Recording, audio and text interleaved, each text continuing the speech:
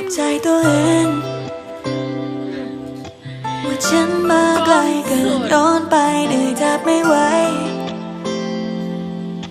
และน้ำตายังไหลนองสิ่งที่ประคองกลับค่อยๆไกลจนลับไปจนมีแค่ฉันคนเดียวเท่านั้นที่ยังคงกอดมันไว้จะหลุดพ้นเมื่อไรทำไมอยู่ตรงนี้ถามตัวเองซ้ำๆไม่เข้าใจสักทีโอ้ยเจ็บไปทั้งหัวใจทำให้ยังทนว่าไม่กี่หนนะคนใจร้าย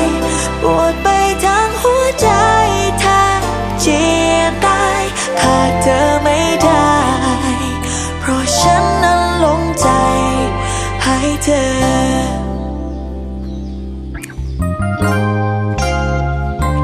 สิ่งที่เธอทำกลับย้ำให้ฉันยิ่งเข้าใจเจ็บไปทำไมอยากหนีให้ไกลสักทีแต่เมื่อได้มองดวงดาวและเห็นว่ามันสวยดีใจมันกลับคิดจะดีกว่าไหม